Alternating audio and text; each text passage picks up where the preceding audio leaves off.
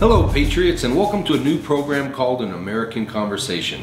I'm your host, Chris Kuknyo, and together with my friend behind the camera, Quan Nguyen, we bring you factual discussions about topics that matter today. In this episode, you're going to get the real scoop on what's actually happening on our southern border. Instead of mainstream news media outlets that have an obvious agenda, or official government spokespeople being told what to present, today on An American Conversation, we are speaking with a boots-on-the-ground Border Patrol agent that has served decades on our southern border and experiences the daily challenges our nation faces in remaining sovereign and secure. We have him on the phone now, and he has agreed to speak with us as long as we don't disclose his name, as he's not a specifically authorized spokesman. But sometimes that's the best way to get the facts on what's really going on. Welcome, Agent, and thanks for being our guest today. Thank you. Thank you. You know, what's it really like down there? You see it every day. What's going on? Is it chaos? It has its moments of chaos for sure. Yes, it's a lot of uncontrolled traffic, and it shifts and moves from place to place depending on our response. It's definitely one of the more challenging and most difficult times that I've had in my over 20-year career. Yeah. Well, where are these people coming from? We hear different reports that, and it doesn't sound like it's really Mexicans anymore. It's people from all over. Well, for decades and decades, it's always been predominantly folks traveling in from Mexico, yeah, with the occasional Central American thrown into the mix. And here in about the past 3 years, it's basically flip-flopped. It's majority from Central America, either Honduras and Guatemala represent the overwhelming majority. However, we do catch El Salvadorians and others from Central American countries and even other places, India, Eastern Europe, things like that. But predominantly it's Central Americans right now. And, what happens when you catch these people coming across?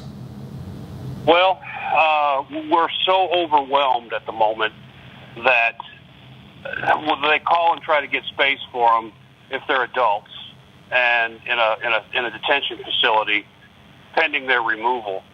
And we're so overwhelmed right now that when they make an asylum claim, which is the overwhelming majority as well, they have figured out the kink in the armor, and they all claim some type of fear of persecution should they be returned to their home country. And that triggers off what's called an asylum process and what would necessitate a hearing before an immigration judge to decide their claim of asylum. And we're so overwhelmed with that we end up releasing them. Now, do you have to release them in this country, or do you release them back into Mexico? No, here in the U.S. Mexico won't take them back. For the most part, they refuse to take them back. That's extremely frustrating that they'll issue them a visa to transit through Mexico, and here down in Texas, we're hearing that they're actually even busing and helping them get to the northern border to make their illegal entry, and then they won't take them back. So we're stuck with them. They're being released on the streets here in the U.S. And then what? They get a ticket, or how do you get to know where these people are again? We're dependent upon them to provide an address and a phone number where they will be, and tell them to please stand by for a notice to appear for a hearing wherever they happen to be. And that could take years, and usually does. The system is so backlogged, it takes years for that to even kick off. And the no-show rate on these hearings is astronomical. It's upwards of 90%, from what I understand. So basically, they're just dispersed into the U.S., never to be seen again. So it seems like their system is working really well. It's ours that's having a lot of trouble. Well, I wouldn't call it their system. I mean, it's still our system, but they've figured out how to manipulate it and how to work it in their favor and advantage. And the larger problem that we see in recent years, in about the last 2 years or 3 years or so, maybe a little longer, is the implementation of using children as a shield because of the court cases and procedures that will not allow us to detain a child And the definition of a child by federal standards is anybody that's less than 18 years old, 18 or less. They can't keep them for more than 20 days. And the process, even if they had camp space for these people, to put them in detention pending a hearing, there's no way we could get it all done in 20 days, so they'd have to be released anyway. So what they're doing now is they bring a child with them and claim, I'm the caretaker for this child. So as you remember last year, there was the big fuss about separating their children from parents. That's not happening anymore, so we're releasing the parent and the child. Well, and we keep hearing this, it keeps reoccurring that when you guys are catching these children, you're putting them in cages. I mean, where did that come from? And you guys don't really do that. No, that is a complete falsehood. I mean, it is ridiculous. We're not putting children in cages. I saw on the internet a picture of a child that was supposedly been in a cage, and when they had the zoomed out picture, it was staged. It wasn't even. It was a staged photo. That child was not in detention. That child was not in custody for anything. It was completely staged and completely false.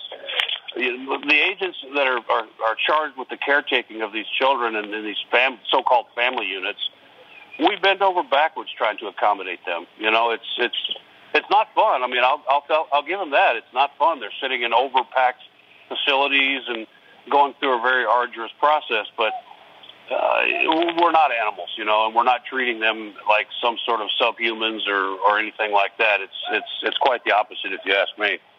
And you're seeing, okay, you got this mix of families, people pretending to be families, criminals, asylum seekers. I mean, how do you do a background check? Because I imagine most of these people aren't carrying accurate IDs anyway.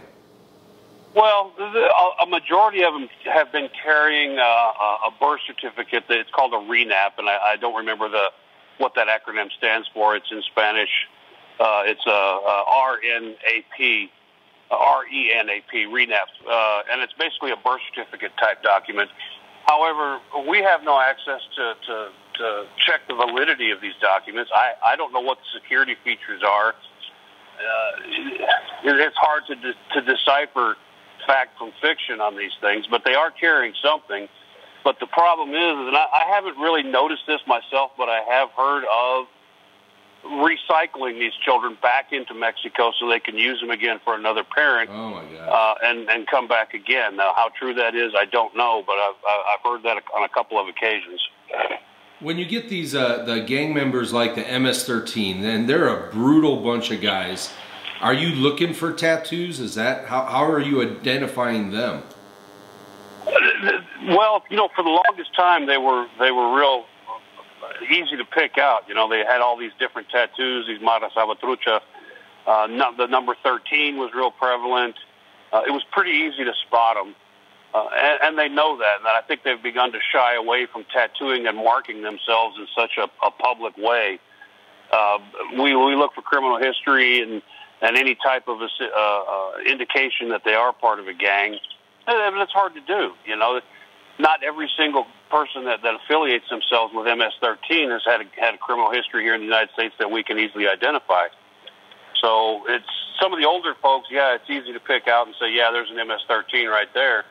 But as time marches on, they get smarter about the way they do their business, and it's harder to pick them out. And when you do get them, what happens to them? They're processed and a more urgent, we're a little more diligent in getting them put back. I mean, if we identify somebody as a gang member, they are detained and taken through the process and ultimately returned back to their home country.